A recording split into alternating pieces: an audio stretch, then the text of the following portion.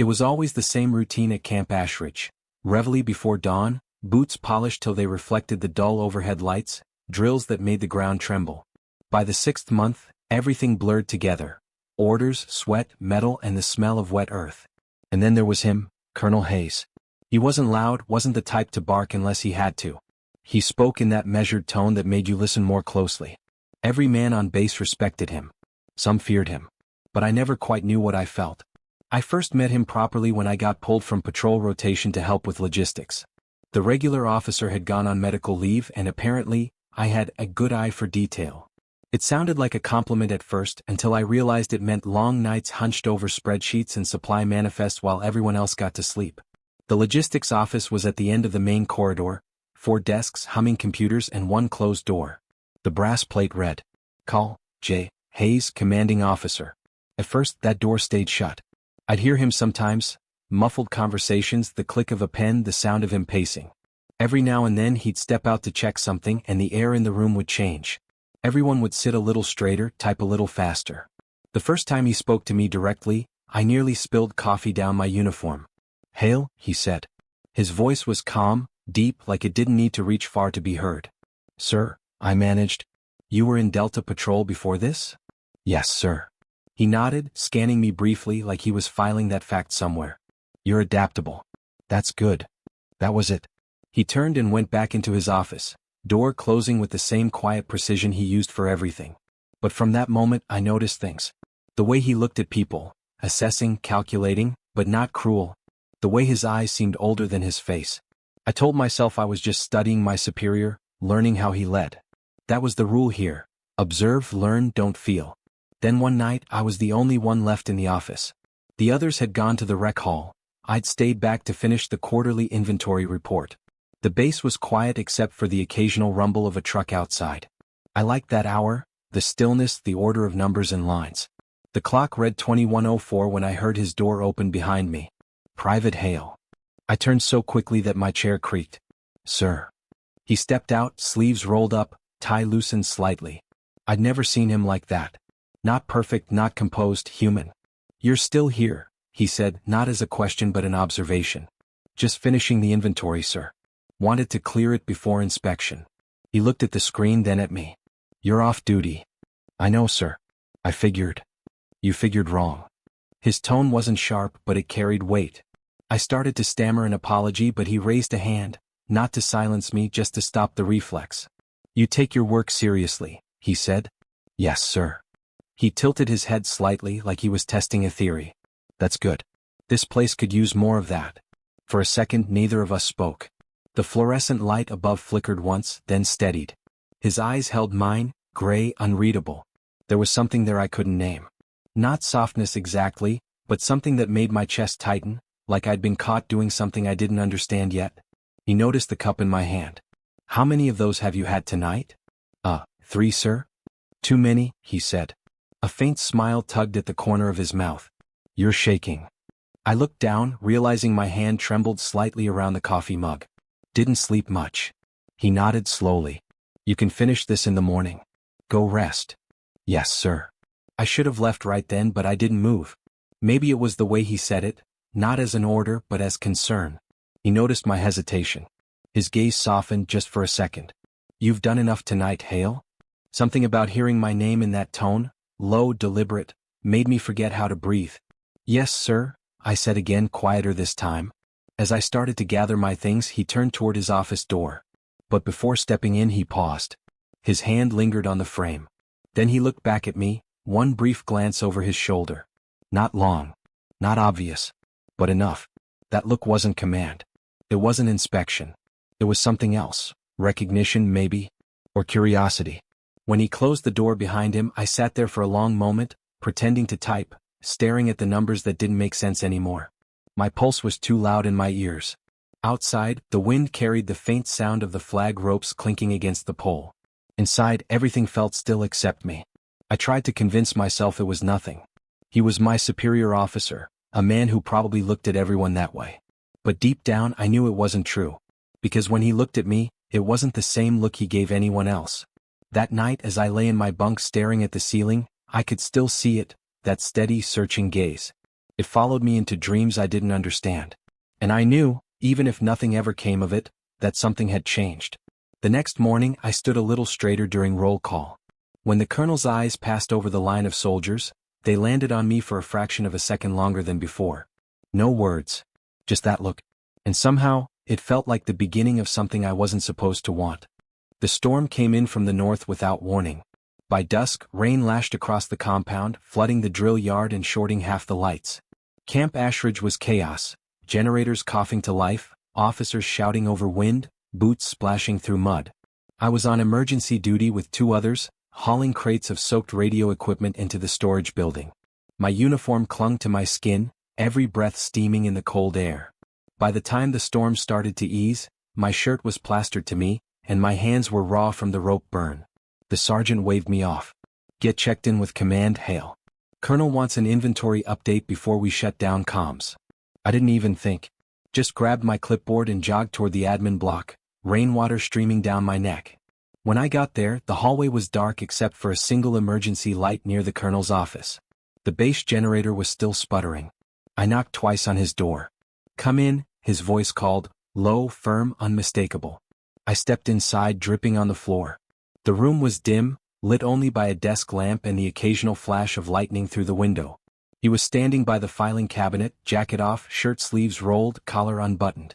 I froze halfway in. I'd seen him 100 times before, but never like that, disarmed, almost human against the storm's backdrop. He turned, gave me that measured look. You're soaked. Storm caught us mid-transfer, sir, I said, holding out the clipboard. Equipment inventory from the east sector. We secured what we could. He took it, scanning quickly. You've been out there all night? Yes, sir. He frowned slightly. You're shivering. I'm fine. His eyes flicked toward the coat stand near the door. There's a towel in the top drawer. Use it before you short out my floor. Yes, sir. I obeyed, rubbing my hair with the towel, trying not to notice how the heat from his desk lamp felt against my soaked skin. The silence in that room wasn't comfortable, but it wasn't hostile either. It was charged, like the static that hangs in the air right before thunder. He set the clipboard down, leaned against the desk. Sit, he said, gesturing to the chair opposite him. Sir, I should probably. That's an order, Hale. I sat. The leather squeaked under me. Rain hammered the window. You did well tonight, he said after a moment. Cleanup duty isn't glamorous. Just doing my part. He gave a small, almost amused exhale. Most men wouldn't bother. They'd let someone else carry the weight. I don't like leaving things unfinished. He nodded, watching me closely. You've got that quality, quiet reliability. People notice that even if they don't say it. I didn't know what to say. Praise from the colonel wasn't common.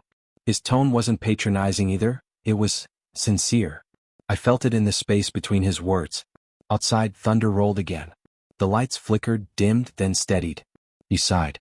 Power's unstable. Probably best to stay here until it passes. No sense walking across base in this. I swallowed hard. Yes, sir. He walked to the small counter by the wall, poured himself a coffee from the machine. The smell filled the air, bitter and warm. He glanced back. You want one? I hesitated, then nodded. Yes, sir. He poured another cup, handed it to me. Our fingers brushed when I took it. Barely a second. But it felt longer. He didn't pull away immediately. Just looked down at the contact. A pause that wasn't regulation, wasn't necessary. Then he stepped back, clearing his throat. It's not great coffee, he muttered. I smiled faintly. Better than the mess halls. That earned a soft chuckle, short reel.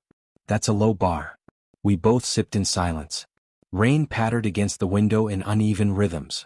I could hear the faint ticking of the clock, the creak of the chair when he shifted his weight. Can I ask you something, Hale? He said suddenly. Of course, sir. You ever think about what keeps you here? I blinked. Sir? In the service, he clarified. It's not the pay. Not the comfort. So what is it? I thought for a second, unsure why he was asking, or why I was answering honestly. Maybe it's the structure. The routine. Out there, I gestured vaguely toward the storm. Everything's uncertain. In here, at least things make sense. He considered that, eyes narrowing slightly like he was testing the weight of my words. And what happens when it stops making sense? I'll let you know, I said, surprising both of us. He smiled, barely, the kind of smile that looked like it hadn't been used in a long time. Fair enough. The power flickered again. He muttered something under his breath, stepped toward the window to check the generator lights outside. The movement made the room shrink somehow, the sound of his boots, the quiet authority in how he carried himself. When he turned back, the lamplight caught the lines on his face, older than I'd realized but steady. I couldn't look away. For a second neither of us spoke. Then he said quietly, "You can drop the sir, when it's just us in here." I froze. "I don't think that's regulation." "It's not," he admitted. "But I'm not giving you an order right now. I'm giving you a choice." My pulse quickened. "Then, what should I call you?" He looked down, a faint smile playing on his lips. "Hayes is fine." I repeated it, almost a whisper. "Hayes." He looked up again, and this time his gaze didn't carry rank or command or distance. It carried something else. Something neither of us was ready to name. The silence that followed wasn't empty. It was full of everything we couldn't say. When the rain finally eased, I stood, setting the coffee cup down. "I should get back to quarters." He nodded, eyes following me. "Get some rest, Hale?" I turned toward the door. My hand was on the handle when I heard the faint click behind me, his footsteps, the soft scrape of metal. He'd locked the door. I turned slowly. He wasn't close, but the air between us was heavy with things unsaid. "Storm's not done yet," he said quietly. "Just stay a bit longer." It wasn't an order. I hesitated, not because I feared him, but because something inside me already understood that nothing about this moment was ordinary. The thunder rolled again, low and distant. I sat back down. He didn't move closer, didn't say another word. We just sat, two soldiers in a room that suddenly felt too small for the silence between us. And in that silence I realized, sometimes it isn't touch or words that change everything. Sometimes, it's the way someone looks at you across a quiet room, like they've finally stopped pretending they don't see you. After that storm, nothing looked different. The base ran on the same rhythm, drills, inspections, shouted commands echoing through the yard. But something between the colonel and me had shifted, quiet as a hairline crack in glass. You couldn't see it unless you looked close. And I looked too often. He still called me Hale in front of others. Still carried himself with that same cold precision that made lesser men shrink when he passed. But I noticed small things now, the way his eyes would flick toward me during briefings, the subtle pause before he dismissed the room. Once, when he brushed past me near the armory, his sleeve grazed mine, and I could have sworn he stopped breathing for half a second. I started finding reasons to be in his office. Filing requests, checking manifests, returning clipboards that didn't need returning. He never called me out for it. Never said a word about the night of the storm. He didn't need to. The silence did all the talking. One Friday evening, just before curfew, I got assigned to deliver a set of updated logistics reports to command. Most officers had already gone to the mess hall or the rec center. His office light was still on, same faint glow beneath the door. I knocked twice. "Come in," he said, voice steady as always. He was behind his desk, reading glasses perched low on his nose, pen tapping lightly against the file. His jacket hung on the chair. His shirt sleeves were rolled up again. Something about that always got to me. It made him look less like a symbol, more like a man. I stood at attention. "End of week reports, sir." He looked up, smiled faintly. "You work too many late nights, Hale?" "You're one to talk, sir." For a second I thought I'd overstepped. But instead of reprimanding me, he chuckled softly, the kind of quiet laugh that made the corners of his eyes crease. "Touché." I set the papers on his desk and turned to leave. "Hale," he said suddenly. I stopped. "Sit a moment." I hesitated, but his tone wasn't command, it was invitation. So I sat.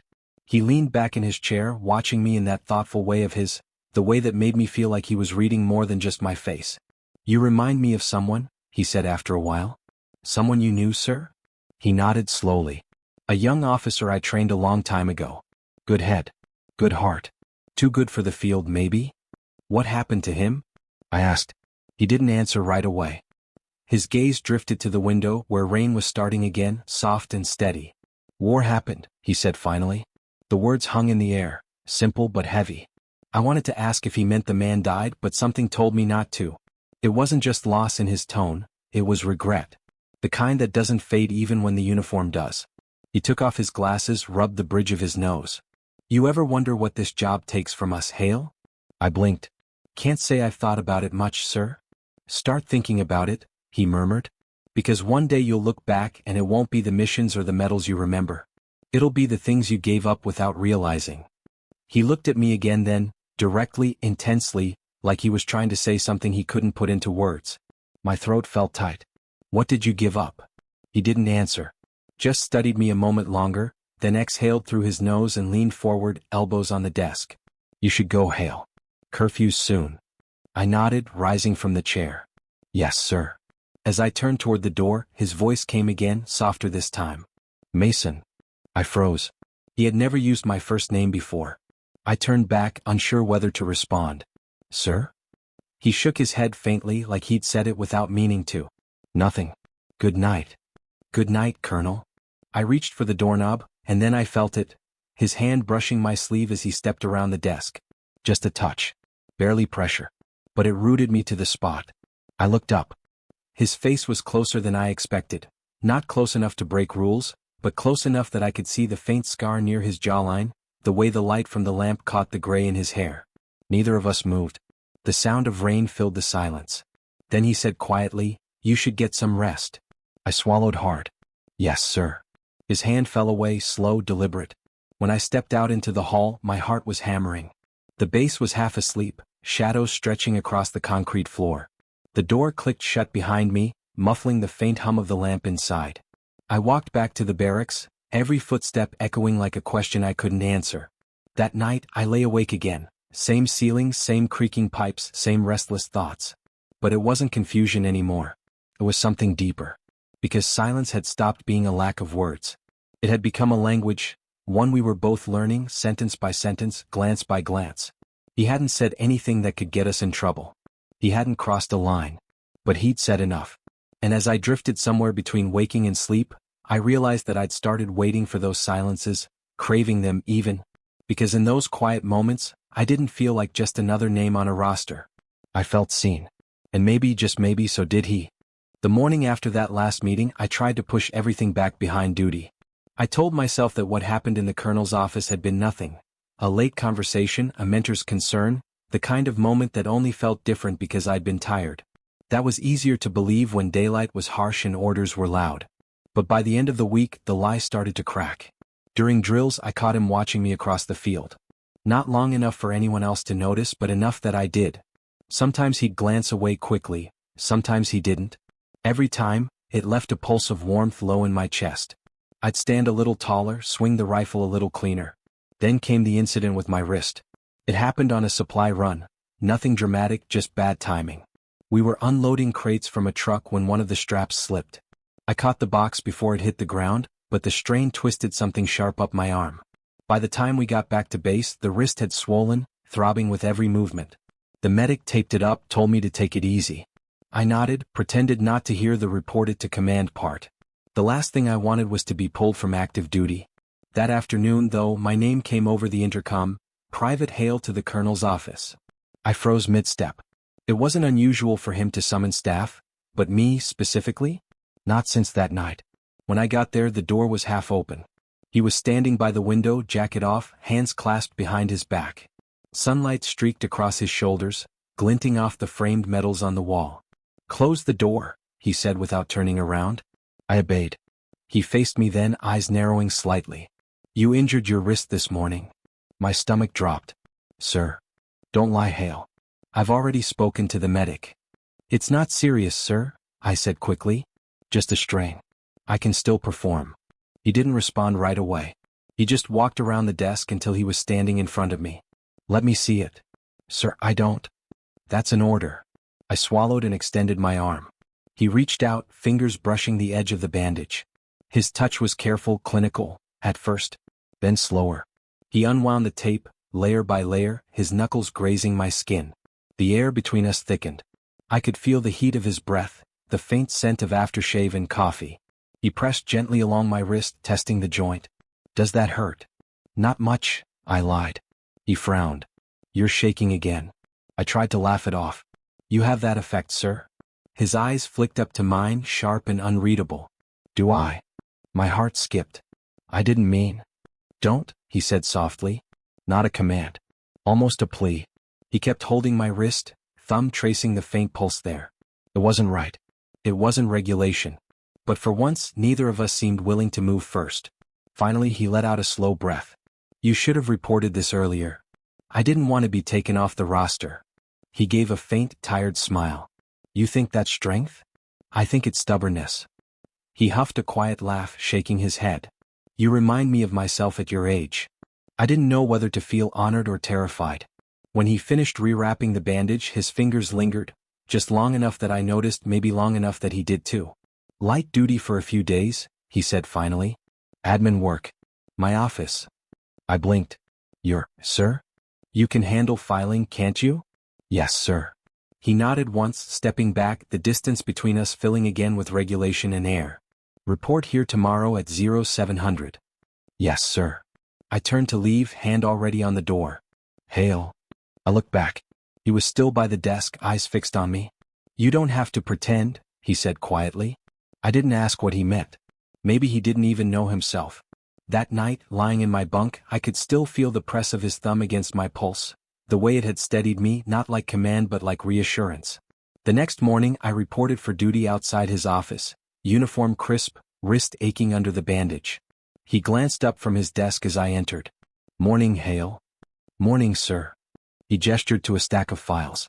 These need organizing. Alphabetical by company. Yes, sir. We worked in silence for an hour. Papers shuffled, pens clicked, the heater hummed faintly in the corner. Every so often I'd catch him watching me over the edge of his glasses, and my hands would slow just enough for him to notice. At one point, when I reached for a folder near his side of the desk, our hands brushed again. This time neither of us flinched. The contact was brief, professional, except it wasn't. It lingered. The warmth stayed even after I pulled away. He looked at me then, eyes unreadable. I waited for him to say something, anything, but he didn't. He didn't have to. The silence said it all. That afternoon he dismissed me early.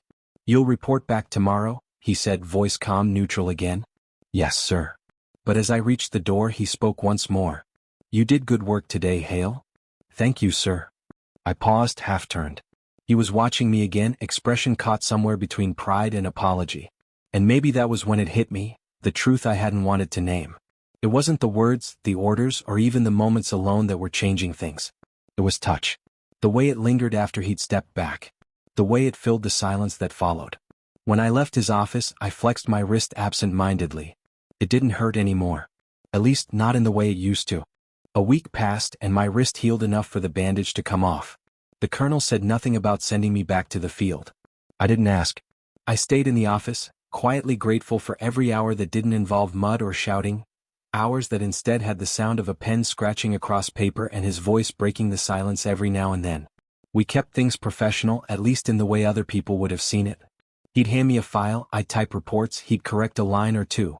But there was something unspoken in the air, something that made the quiet between us feel like a secret only we understood. One night he stayed later than usual. I was sorting through requisition forms, trying to keep my eyes open.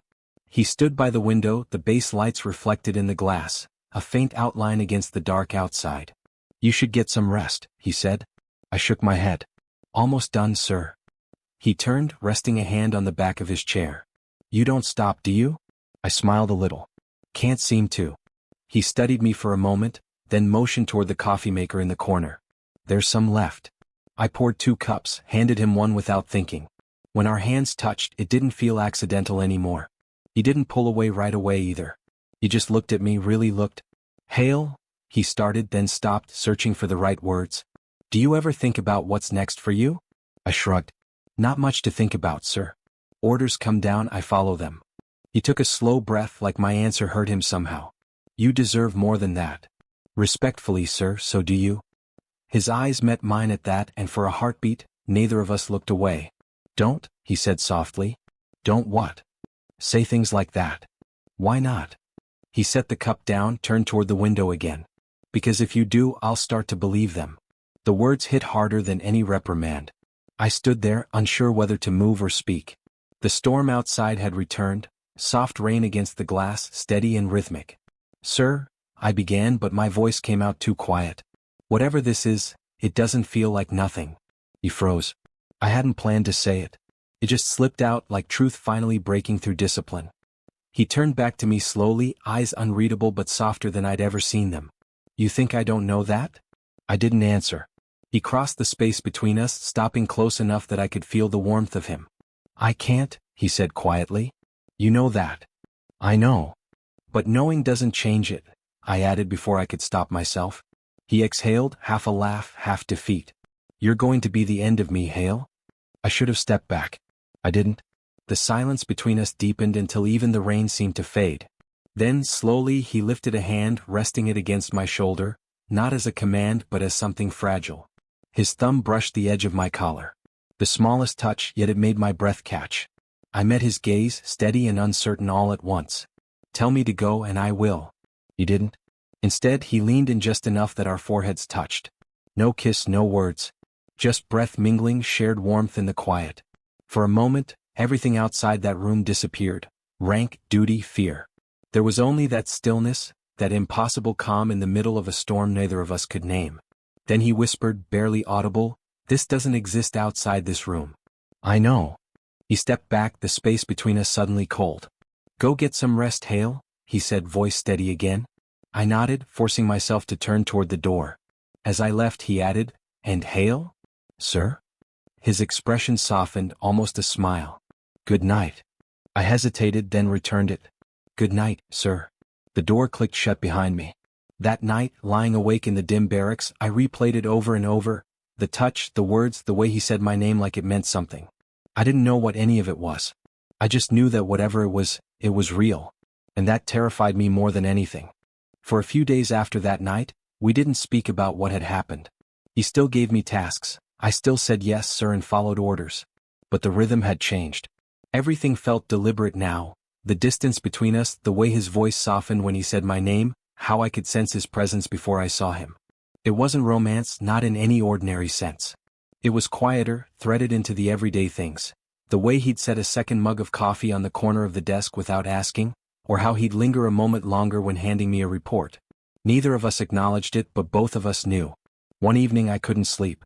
The barracks were silent except for the occasional groan of pipes. I pulled on my jacket and slipped outside. The air was cold and clean. The rain had stopped hours ago. I wandered until I found myself near the watchtower, the base lights flickering against low clouds. I didn't hear him approach until he spoke. Couldn't sleep either? I turned. Colonel Hayes stood a few feet away, hands in his coat pockets, cap pulled low. I straightened instinctively. No, sir. He smiled faintly. At ease, Hale. You're off duty. He walked closer, boots crunching softly on the gravel, and stopped beside me at the fence. We stood there for a while, watching the night stretch beyond the perimeter. Sometimes, he said quietly, I think this place never really sleeps. I nodded. Even when it's quiet, it still feels like it's listening. He glanced at me, an almost approving look. You notice things. I try to. Silence again. Not the heavy kind anymore, but something easier, like we'd earned it. After a while, he said, You ever think about what you'd do after all this? I shrugged. Can't picture it. Maybe go back to school. Maybe not. You. He smiled, the kind that didn't reach his eyes. I think I stopped planning for after a long time ago. Maybe you shouldn't have. He turned, studying me like he hadn't expected that answer. What makes you say that? You still look like someone who's waiting, I said before I could stop myself. He blinked, then looked away toward the dark field. Maybe I am. The wind picked up, cool against my neck. I shoved my hands into my pockets to keep them from shaking. Waiting for what? He didn't answer. Not directly. For something that doesn't feel like duty, he said finally. It was my turn to go quiet. The words hung between us, too big to touch. He looked back at me. What about you, Hale? What are you waiting for? I thought about lying, saying something safe. But the truth slipped out instead. I didn't know I was waiting, until now. He didn't move, didn't breathe for a second. Then he said very quietly, You shouldn't say things like that. Why not? Because it makes it harder to pretend. He took a step closer, close enough that the faint heat of him reached me. The fence rattled softly in the wind. I don't want to pretend, I said. He looked at me like he was trying to memorize the shape of the moment. You have no idea how complicated this is. I know. He searched my face. And you still? Yes. The answer came out before I could think. Simple. Honest.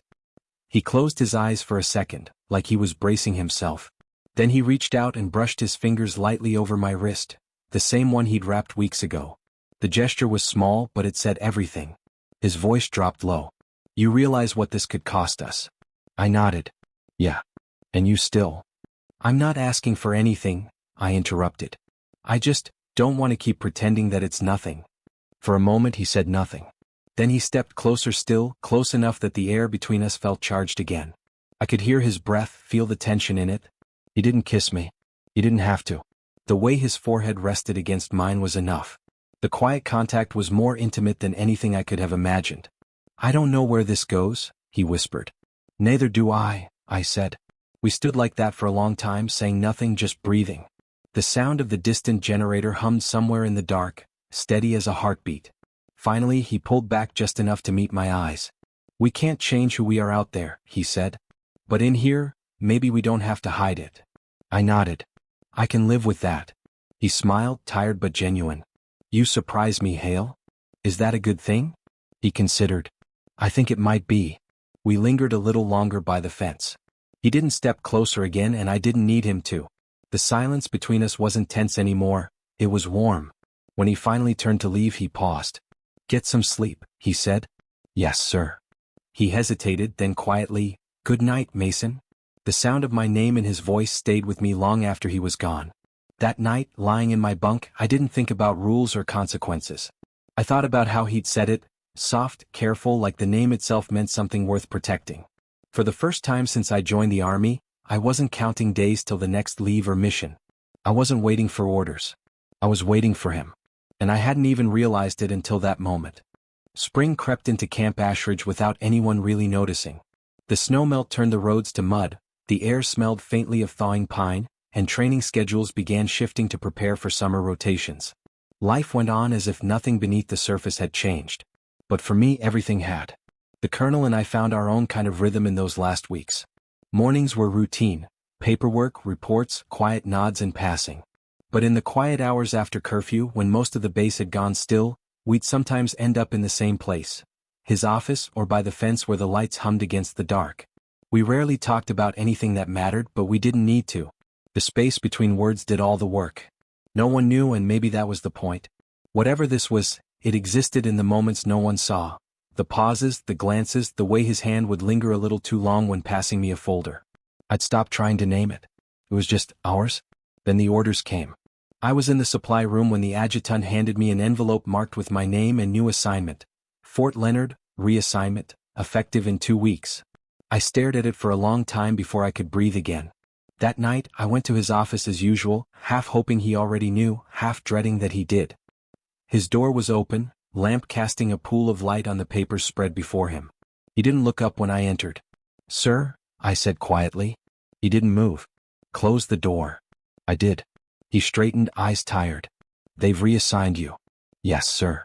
My voice sounded smaller than I meant it to. 2 weeks. He nodded slowly. I tried to delay it. Something inside me clenched. You knew. I found out this morning. I didn't know what to say. I just stood there, feeling like the air had been punched out of the room. Finally he spoke again, quieter. You've done good work here, Hale. You'll do well wherever you go. Thank you, sir. But gratitude wasn't what I wanted to say. What I wanted was impossible. He walked around the desk, stopping a few feet from me. I meant it, he said. Every word. I nodded, staring at the floor. Doesn't make leaving easier. No, he said softly. It doesn't. The silence that followed wasn't the same kind that used to fill the room. This one felt heavy, final. He stepped closer, close enough that I could see the lines at the corners of his eyes, the silver in his hair that caught the lamplight. Mason, he said, voice low. What happened between us? It wasn't supposed to. But I'm not sorry for it. I met his eyes. Neither am I. He exhaled, a sound caught somewhere between relief and heartbreak. The world outside these walls won't understand. I know. He hesitated. But you need to. This, whatever it was, it can't follow you. Not in the open. I wasn't planning on telling anyone, I said, a faint edge in my voice. He looked at me for a long moment. I know. You're a good man, Hale. Better than I deserve. That hit harder than I expected. Don't say that. He smiled faintly. It's the truth. He turned toward the window, staring out at the dim lights across the compound. You remind me what this uniform is supposed to mean. Honor. Integrity. The parts one thought I'd lost. For a second, I didn't recognize the man standing there. The colonel I'd met months ago would never have admitted something like that. And maybe that's what made it real. I stepped closer. You didn't lose them. You just forgot what they felt like. He turned back toward me. And you reminded me. He took off his cap, set it on the desk, then met my eyes again. You should go get some sleep. Big day tomorrow. I wanted to argue, but instead I said softly, you'll forget about me by next month. He smiled, shaking his head. That's not how forgetting works. When I didn't move, he reached up and did something I hadn't expected. He brushed his fingers against the back of my neck. The touch was gentle, grounding. A gesture that said more than anything he could have spoken aloud. I closed my eyes for a moment, memorizing it, the warmth of his skin, the steadiness of his breathing, the quiet hum of the lamp behind us. When he pulled his hand back, his voice was steady again. You'll do fine out there, Mason. I nodded. You too, sir. He gave a small, tired laugh. I'm not going anywhere. The next 2 weeks passed faster than I wanted. There was no grand farewell, no cinematic goodbye. Just the slow packing of uniforms, the final signatures, the way people shook my hand without really knowing what to say. On my last morning, I went to his office one last time. He was there, as always, reviewing files. He didn't look up right away when I knocked. Permission to enter? I asked. He smiled faintly. You don't need permission anymore. I stepped inside. Still feels right to ask. He nodded toward the papers on his desk. Everything squared away? Yes, sir. Transport leaves at 0700. He closed the folder slowly. You'll make a good leader someday. I tried to smile. You already are one. He looked up at that. For a long moment, neither of us moved. The hum of the heater filled the silence. Then quietly he said, Take care of yourself, Hale. You too. I turned to leave, but something in me hesitated at the door. I looked back one last time. He was standing behind the desk, hands clasped, eyes steady. For the first time since I'd met him, he looked unsure, not as a commander but as a man. I gave a small nod. He returned it. Nothing more was needed. When I walked out into the pale dawn, the sky was streaked with light. The trucks were lined up near the gate, engines rumbling. I climbed into the back of one, feeling the vibration under my boots as we pulled away. Through the window I caught one last glimpse of the office building.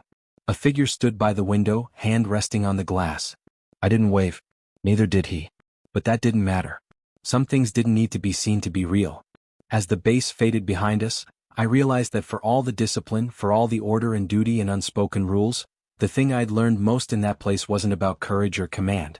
It was about quiet. About the kind of silence that doesn't hide something wrong, but something worth protecting. And I thought of him, standing alone in that office, holding on to the same silence I was carrying now. Whatever this became, wherever it led, it had been real. And that was enough.